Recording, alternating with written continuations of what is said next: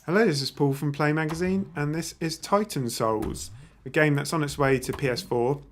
What you see me playing here is the beta version on PC, so been primed to warn you that there could be changes to the game, could be bugs and so forth.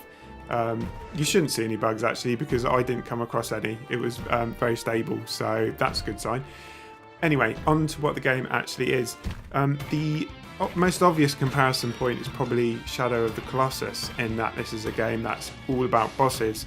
The beginning of the game, you've got a few bosses to defeat, which unlocks a new area. From there, it seems to be more like it's got an exploration element, like Shadow of the Colossus, in that you have to explore the world a bit to try and find the other bosses that you're going to need to defeat to progress.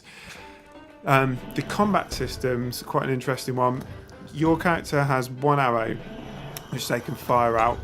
You can then manually run to pick it up, or you can kind of pull it back to yourself like a Jedi or something.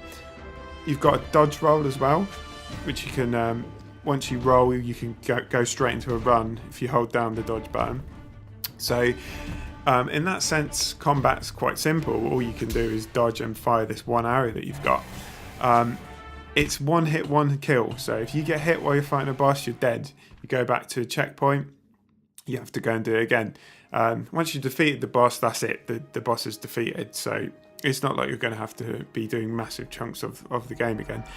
The bosses themselves are interestingly quite vulnerable, in that for a lot of them it's the same thing, one hit, one kill.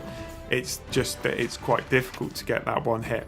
Other bosses are a little different in that you'll have to do something to open up the weak point that allows you to kill them. So you could say that it's still one hit, one kill, but you have to do stuff to open up their weak points. So it effectively means they need multiple hits in a different way. But there's quite a cool combat system in that it's this thing of you find the boss, then you've got to try and work out, how do I get to this guy's weak point? How do I defeat it? You might die a couple of times, but then it'll probably click. And it's just a case of getting that one arrow shot perfectly correct. Obviously, if you miss, then you've got to collect your arrow again whilst trying to avoid the boss's attacks.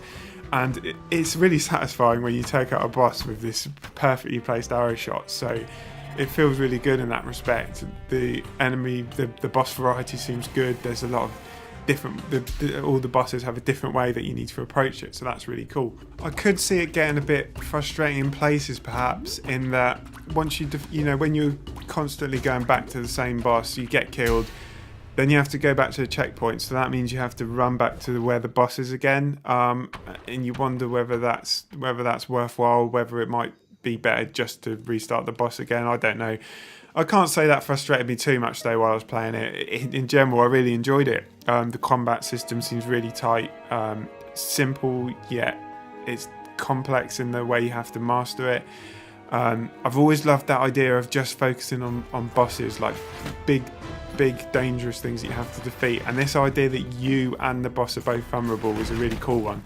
So I like the concept of Titan Souls from the get-go, and having gone hands-on with it, I'm still really optimistic about it. So that game's going to be coming to PlayStation 4 very soon, so definitely keep your eye out on that, and we'll go hands-on with it when it's time for a review, and hopefully it will prove to be as good as it looks. So thanks for watching. If you enjoyed the video, we'd appreciate a like. As I said, we'll no doubt have a Titan Souls review video down the line, so if you give us a subscribe as well, and we'll have that coming. Cheers.